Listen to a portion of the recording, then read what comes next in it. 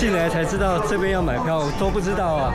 然后买票的时候遇到一个导游，然后他是会讲中文的，就请他来介绍。然后1个小时2000卢币，大概是500台币。我觉得有差啦。我原本一开始我是不想找，但因为逛这边太多庙了，完全看不懂在逛什么。现在找他来，我觉得还不错，因为他现在就带我们先去一个古老的王宫，他说那个快关了，赶快现在去，还是有差。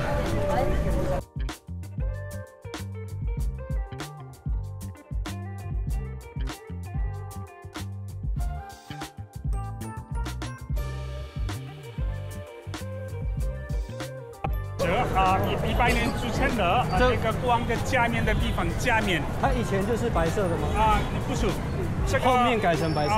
但现在国王在里面了。那个现在我们的国王没有权利，我们剥夺了他的权利。是因为在2001年，我们的很好的国王他被杀害了，这个不好的阴谋。所以现在你不是那个共和国。现在没有国王了啦。没有国王，我们有那个总统，我们有那个总理。他是那个地上。这个是800年的王宫，然后他从英国回来，在后面盖了白色的。对，是20几年而已啦，很新的。1968年，新的1968年。但是这个800年的历史。他每次讲。拿出来调。这些尼泊尔人免费啊。要500。尼泊尔人要票。不用票，要票啊！要这边。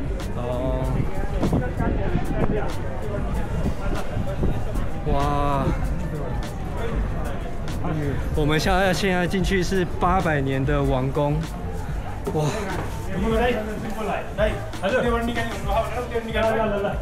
哇！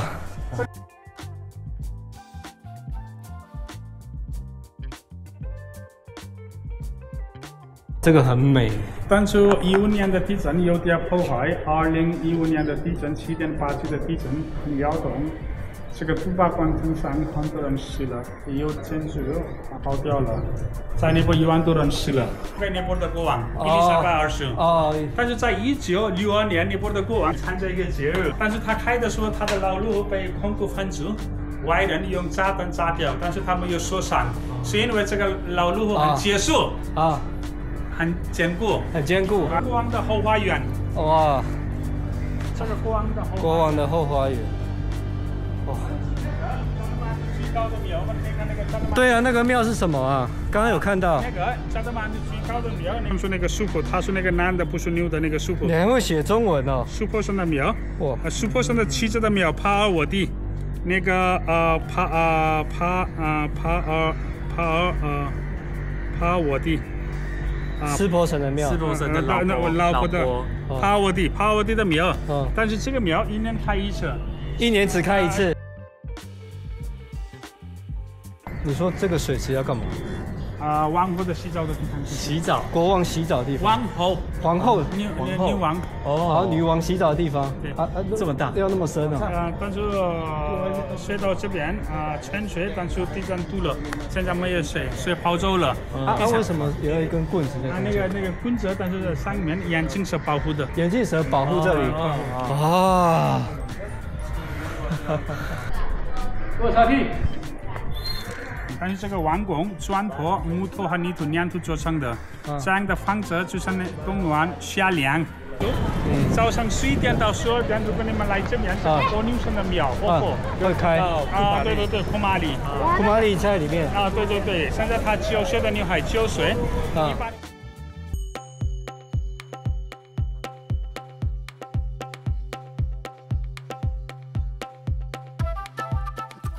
好，我现在是在那个王宫广场，现在要去看那个尼泊尔的火女神，她是属于印度教里面的女神，然后她每天11点到12点可以进去看她，然后现在就要进去了。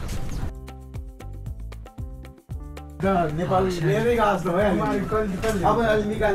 里面就是尼泊尔的火女神。Please walk down, watch the steps, okay? Please watch the steps. 我现在已经进来里面了，这边超多外国人，全部都在等那个火女神出来见大家这样子。然后我刚好问了，里面都可以拍照录影没问题。我很好奇，他等下出来之后是会讲什么话吗？还是做什么事？库玛丽不能拍，不能拍。后面有写了，那个女神是不能拍的，但周遭的环境都可以拍照录影。等下她出来就不能拍了，那就没办法拍给大家看了，你自己看。看完火女神了，看火女神的时间大概就是30秒吧，她就是出来在窗边，然后给大家看一下，大家就双手合十。这一张照片呢、这个就是现在的火女神，就是我们刚刚看到就是她，因为里面不能拍照，所以刚好这边有张她的照片给大家看一下。刚刚已经出来了，这个就是女神库玛丽的那个庙在这边。然后如果要当库玛丽的话，我觉得蛮辛苦的，因为她一辈子就要在庙里面，只有特殊的节日才可以出来。然后平常她是去哪里行走都要有人抱着她，然后要不然是做神教，她双脚是不能落地的。她什么时候可以退位呢？就是等她第一次月经来的时候，就要再换新的一个女神。哇，这个也是蛮辛苦的。好，那女神就到这边结束。我们现在就是在这个广场再绕一下给大家看。那左边这个呢，就是在那个王宫旁边有一栋白色建筑。然后这个的话是昨天听导游说觉得蛮有趣，他就是有一任的国王他到了英国去，然后觉得那边很美，然后他就盖了一个类似欧式的建筑在旁边，然后再往前走的话，就是真正国王以前的建筑，已经超过800年了。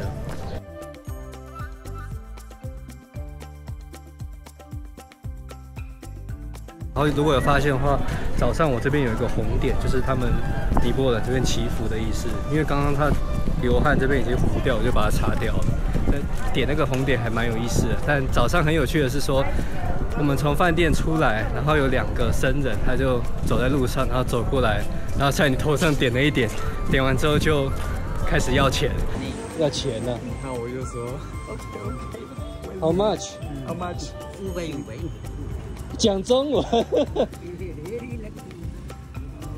他原本一个人要500块，结果最后给他钱的时候，他就说一个人要1000，后来受不了就给他500，因为给他1000的话就大概是200多台币哦。他这样点一点就200多台币，真的不行。后来就给他500块，但就是觉得有趣啦，不是钱的问题，就是有趣而已。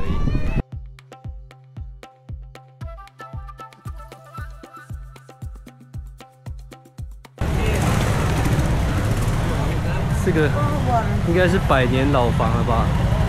他们全部都只用几根棍子去撑，怕它倒下来。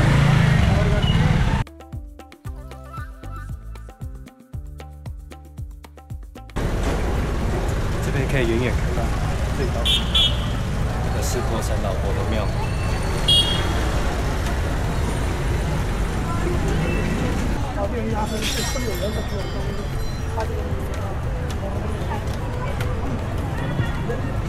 这个景棒，看下去是那些小贩他们在卖那个花圈啊，很美的画面，因为它的配色加上他坐在那个后面的古庙里。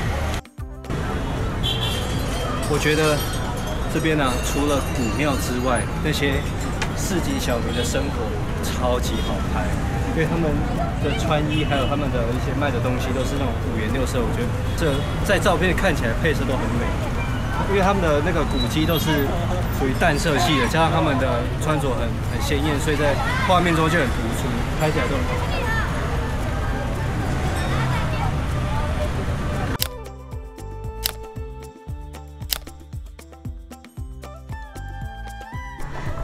好，这边的话，这个有一个黑色的这个大家在拜的这个，它这个很有趣，它是不能在它面前是不能说谎的，它底下有很多那种应该算妖怪之类的东西在它脚底下，你只要说谎你就没办法上天堂，所以很多情侣会来这边誓言说不能说谎之类的。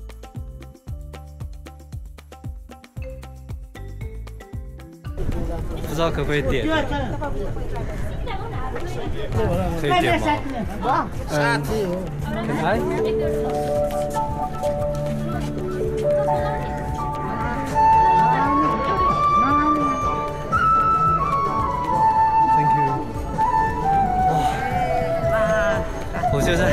这边就点了一个红点祈福的意思，好酷哦！而且不用钱。早上被那2个僧侣拿了1000块那个卢币，1000块尼泊尔钱，而且他是在这个庙前面，就感觉更有 feel 了。他直接帮你现场就点了一个这个祈福的红点。那这个广场就到这边了，那我就接下来就去其他的广场看看。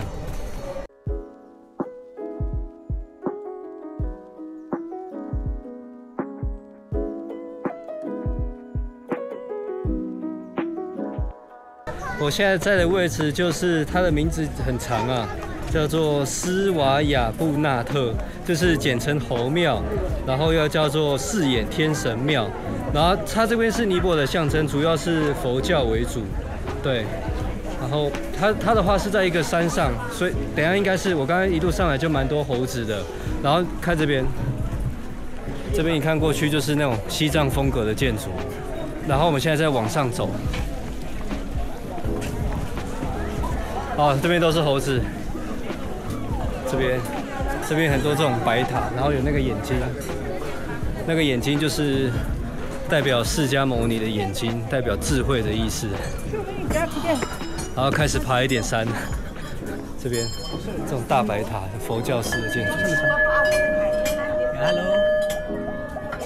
Thank you. Take a look. No, bye. No, try. Okay. Oh. Special sound. You can try. Yeah. Oh, it's okay. It's okay. No need to buy. You can look. Yeah. Okay. You can Take this. 他叫我试一下这个。You come to closer. Straight the palm straight. Okay. The outside. Outside. Your hair? 500. 他说这样手会有那种震动的感觉。这就是我试过了，我还是Thank you very much. It's a special. Okay, I waiting you. 不要等我，我不是什么好人。现在上来山顶了，然后过了这个墙，一看很惊人，你看，哇，一个大白塔在这里，很大哎。好，往前走看看。哇，壮观哦，很壮观。我刚刚本来想象中好像可能小小这样。对，我原本觉得还好，只是来山顶拍风景，就是加德满都的市景而已。结果没想到这个大白塔这么壮观，而且我稍微查一下，它那个顶部啊，它那个金色是全部纯黄金打造的。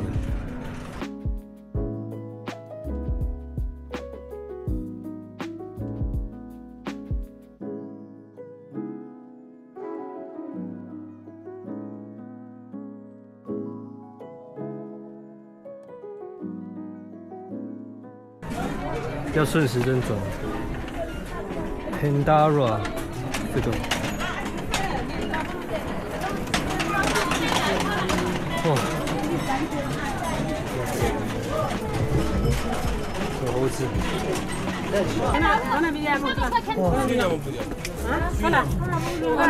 不知道什么仪式，这边挤好多人，然后大家把钱。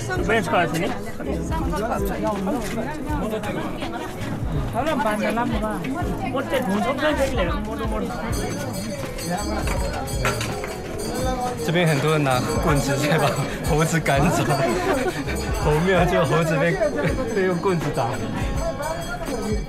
猴子很凶。哇，没有人了，还是我们绕一圈，等一下再来。对，我想拍他们，就是给他们塞钱到那个碗里面。放很多米的碗里面，然后他就会伸出手来，在他手上倒一个白色的液体，我不知道什么东西。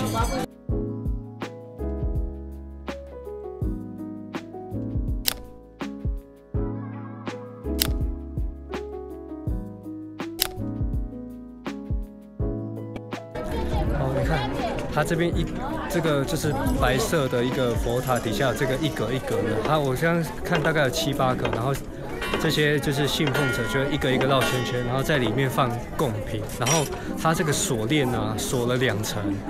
就是除了外面的铁，里面还有一个铁门。我刚以为是要防猴子，结果我刚刚看了一下，我觉得不是，因为它里面那个我觉得是黄金打造，加上这些信徒他会贴一些金箔在上面，还有很多贡品在里面，我觉得里面价值不菲，所以他要锁很多层，然后等他们走了之后，他要马上赶快锁起来。哇，这个很酷，而且你看这么多人，他们绕完，他们要绕整整一圈，他们每一个都有停，每一个都有放贡品，放完之后他就马上锁住，这个很酷。啊，你看这个先生他拿了一个棍子，因为一直有猴子想要下来，他就拿棍子一直去赶猴子。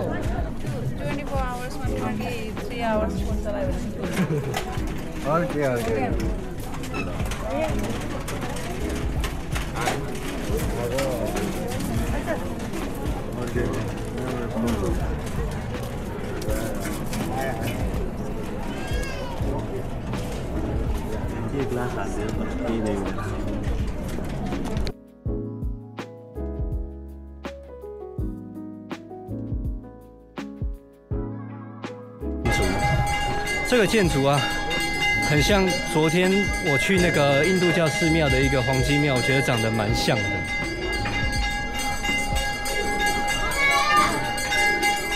就是其实我都会发现他们的印度教、佛教都会混搭在一起。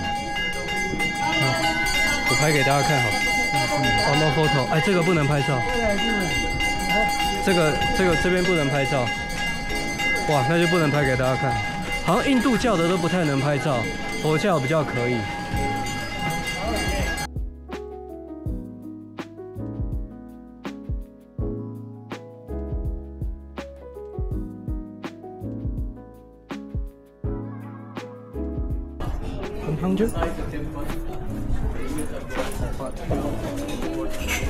点火，点火！哦，好油。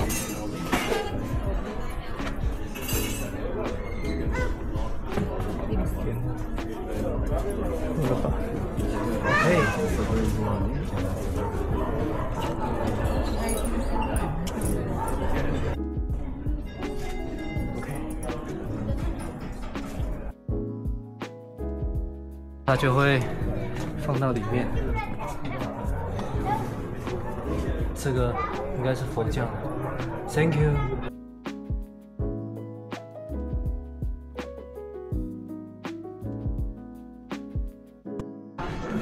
现在走在它旁边的商店街，其实对我来讲，商店街就很美。它那个装饰品摆在门口，超美的。然后它其实这个红色的建筑啊，我刚刚发现它窗户上面也是有讲究的，有雕花。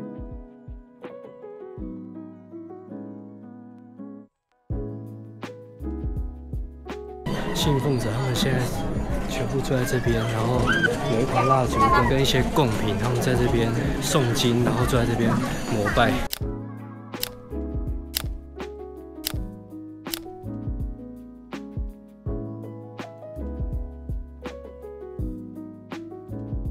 现在把这个钱丢到那个桶子里，祈求世界和平。我丢了，台湾就不会被打。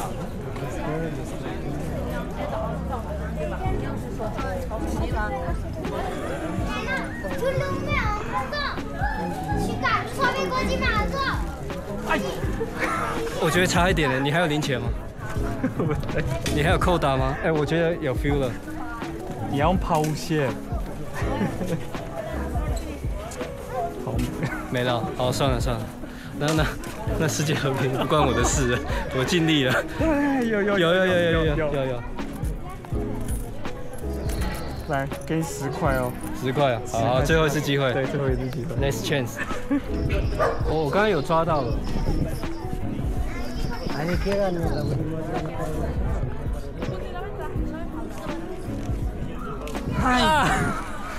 Almost。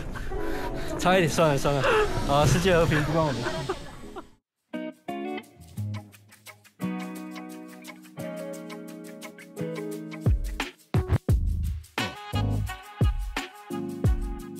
好，我现在到就是3大广场其中之一的帕坦王宫广场。我刚一下来，太震惊了。我觉得这里比那个加德满都广场更美，而且美很多。它不只是王宫里面，它旁边的房子全部都是古建筑，很像回到中世纪的感觉。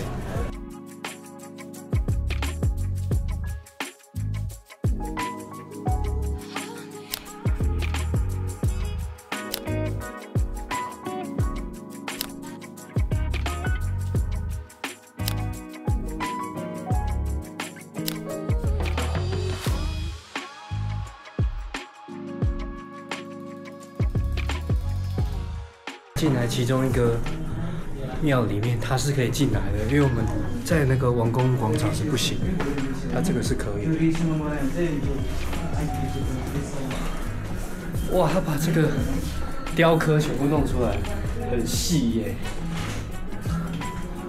这边展示那种木雕的那个还是手绘图的阶段。好，这边就最美的是这个。拍给你们看，我这边广场可以看出去。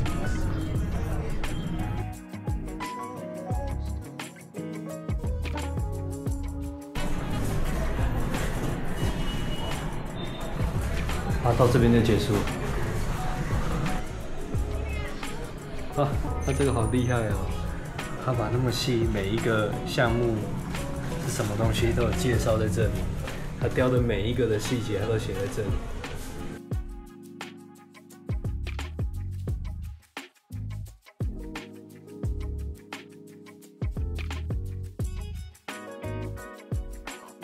现在在皇宫附近的一个叫做黄金庙的地方，也是一个印度教的寺庙。然后他进来是要门票100块尼泊尔币。你看，他所有东西都是黄金的大象，跟刚刚王宫比，这边的看起来华丽许多，然后也是非常壮观的。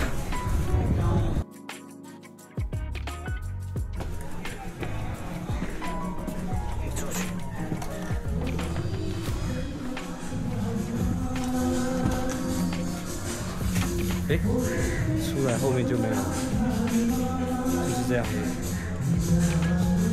黄金庙就只有那边中间那个庭院。好，它其实不大，而且黄金庙也不能进去。我再拍给大家看好了，因为现在这边人很多，而且快关了。哇，其实很美，人超多的。大概是这样，中间大概是长这样，然后往上去看，它是3层楼高。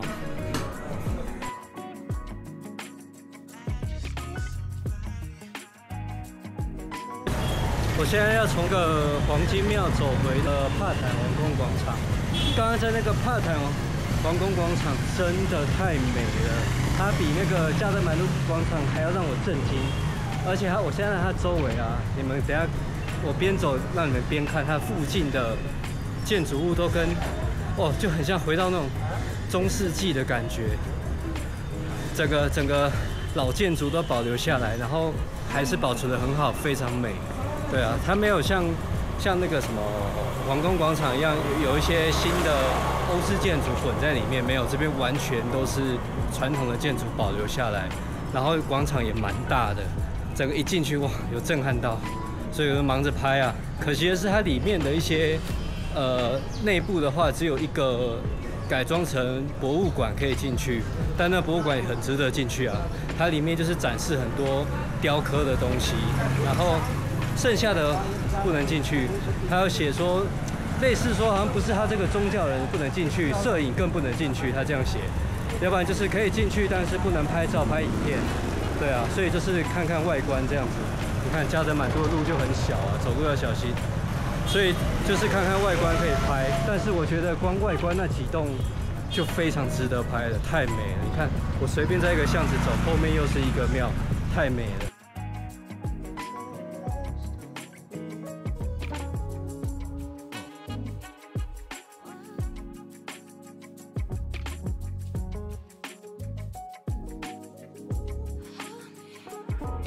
风格不一样，很像印度教的这个庙啊。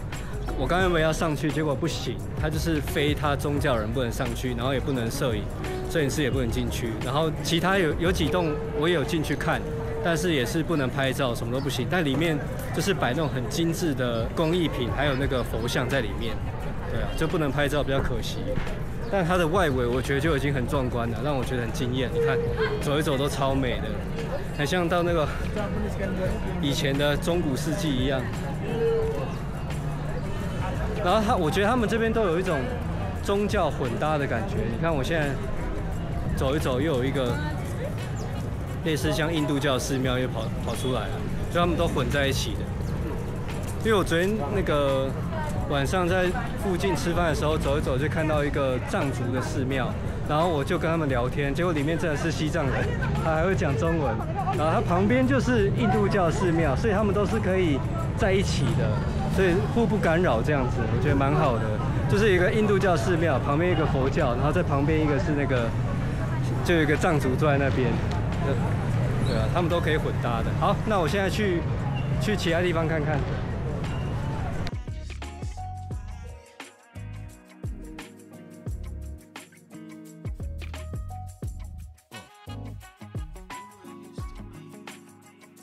王宫对面的咖啡厅，一上来才发现这个广场有多美。可以看到整片的广场太美了，然后刚好现在5点多，慢慢的太阳要下山，可以等夕阳。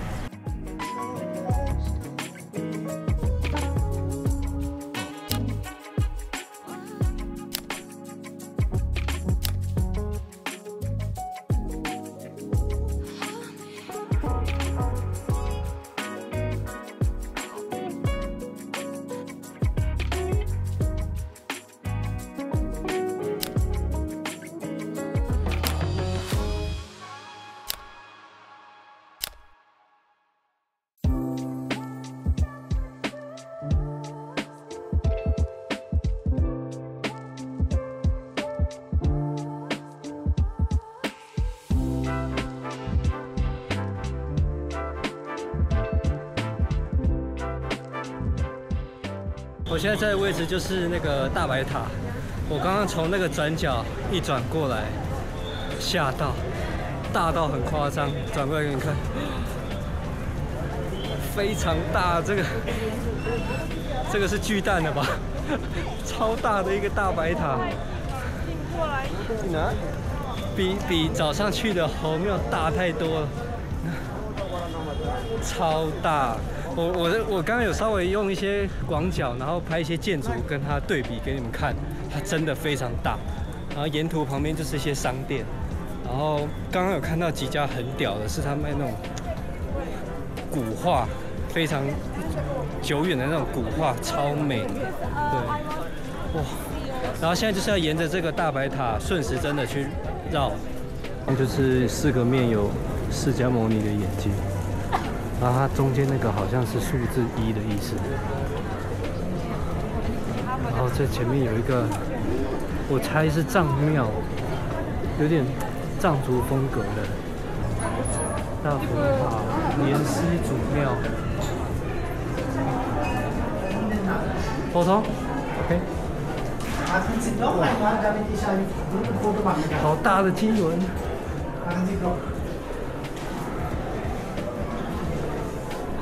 我也来绕一下，要顺时针绕着这个经轮。好，再来上去看看。No photos. OK.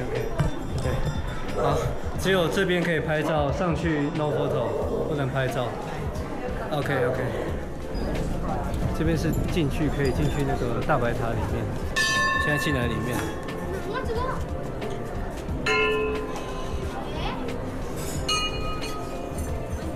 哦，上去要脱鞋啊！哇，这里就是大白庙上面了，哇！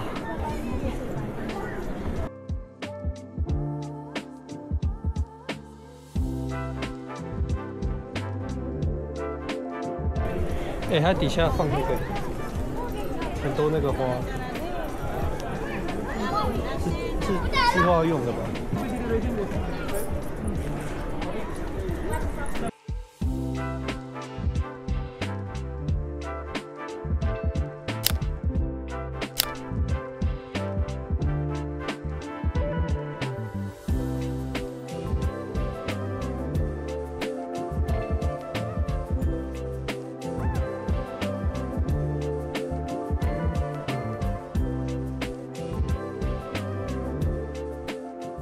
好，那我这边这个大白塔就绕了一圈就结束了。然后我觉得这个建筑的壮观真的是很难拍出来，真的是要自己亲身来体验比较重要。然后我觉得来这边呢，不只是看它建筑的美，我觉得是来这边的人，你可以看他们的一些宗教的一些行为，还有一些不同文化的穿着，什么都非常有趣，非常值得来。对，我觉得体验这个才是真正好玩的地方。好，那就去下一个地方啦。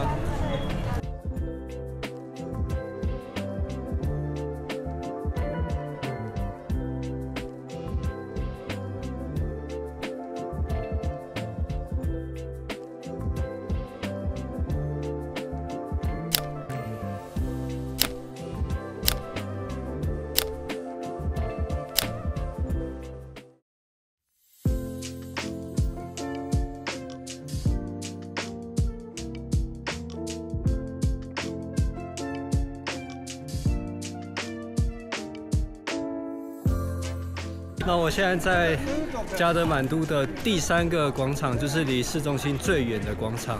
然后它的名字有点长，我就不讲了，我就上字幕在这里。它这里面呢有3个广场，一个是国王的，然后另外一个非常有趣的是自陶的广场，那个很有趣。然后在这3个广场之间穿梭有很多还保留以前的民房，然后规模也蛮大的，所以我觉得这边最多可以逛的地方。我现在在的是王宫广场，它其实蛮多都已经是事后重建的。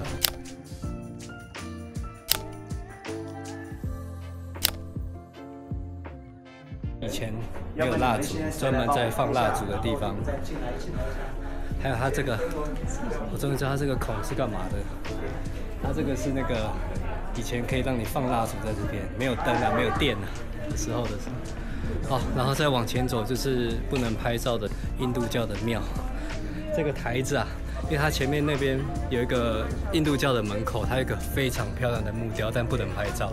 就是以前有个木雕工匠啊，他雕完了那个木雕，国王看了觉得非常漂亮，他怕他再雕出另外一个一样的，就把他手砍断，把他手砍断，然后放在这里面，放在这上面。对，这个故事超扯的。好，但前面那个门很漂亮，但真的不能拍照，连非印度教的人也不能进去。国王王后他们休息的地方哦，这也是1934年的地震，这是倒了。1934年的地震。然后后来他们没有修。然后这是德国人修。德国人啊，多个国家。多个。这他们修的这个，他们给钱，然后他们修。啊，有人会雕哦。啊，对。哦，这个2015年的地震没事的。啊，所以后来的尼泊尔人雕的。对。这个都是这里的当地人雕的，啊，手有被砍断吗？这边都是手，没有，不是砍掉，没有，一切完了。哦，没有啊，哦，雕这个的没有，手还在。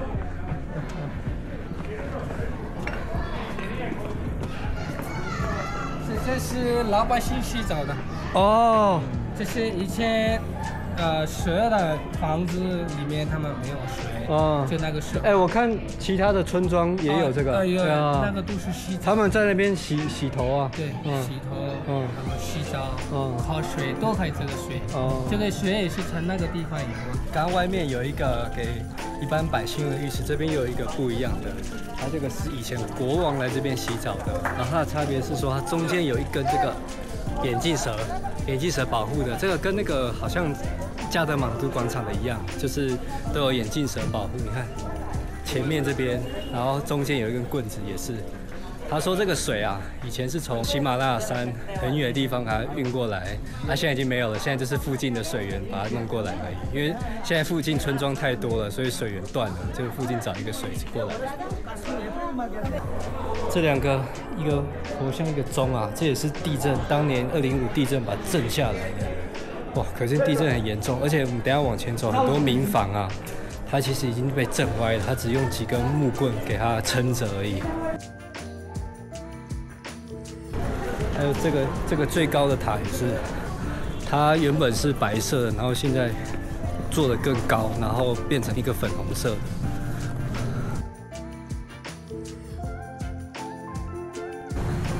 这个一般门前呐、这个东西很酷。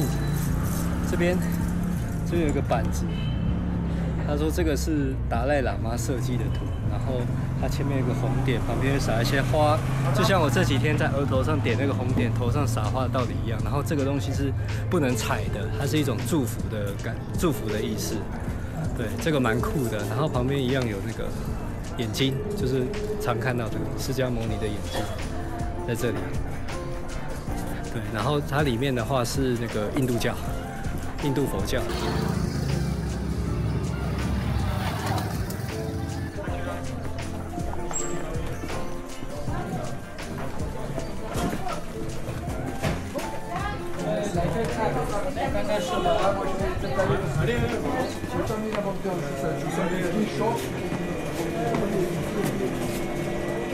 棉布上面画叫唐卡。所以这个唐卡的颜料都是喜马拉雅石头矿石做的颜料。所以我刚才说的是这个画，沙画。沙子。沙子做的。他们不是说他们画完都还要把它推掉？对。为什么放一个达赖喇嘛？这是达赖喇嘛的设计。他设计的图。这是他的设计，但是这个画是这里的老师画的。哦。这是棉布上面画，棉布是这种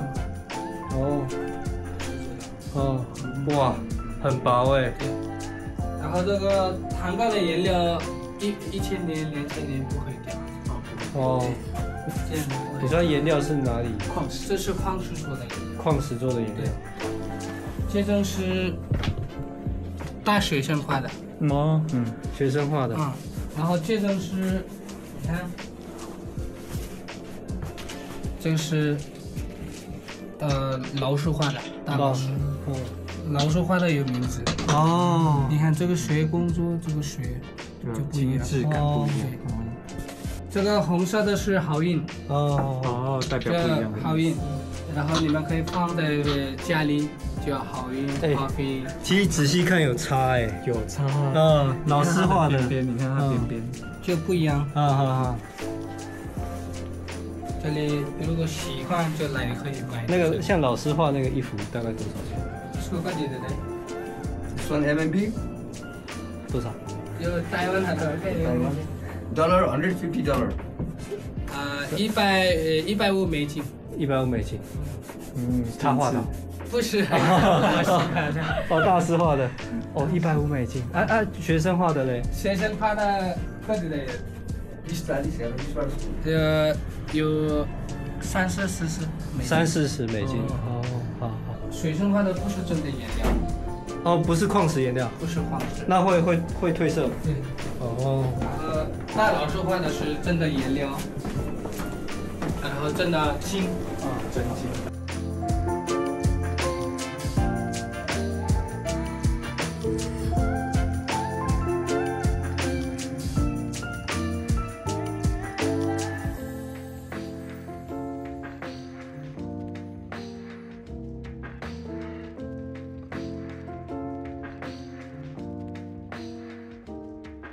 然后我们再往前走就是那个陶艺广场，然后这边有一个以前留下来这个，它是用手转来做那个陶艺的，然后做完之后，它这边就有一个黑色的毛坯，然后它拿去晒，晒完之后就会上色，上成红色，像这样子。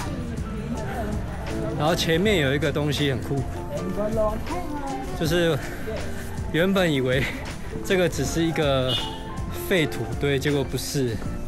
它这个黑色的土啊，是特别从这附近的山上，然后去挖下来的，才能制作陶土的这种土，就这边一堆黑色的。然后再往前走一点就已经到了，它这广场这边整个都在晒。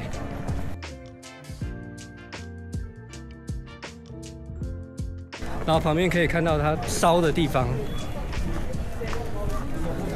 这边。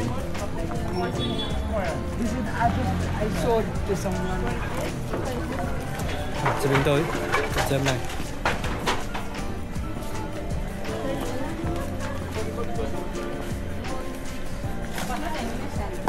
对啊，这边你看很酷，师傅在这边烧陶的地方就在这边，很酷。对啊。然后整个流程就是从那边一直到这边烧烤之后，它就到广场中间晒干，然后就可以卖。好，那桃园广场大概是这样。我等一下拍一些它那个广场附近的商店，我也觉得蛮美的。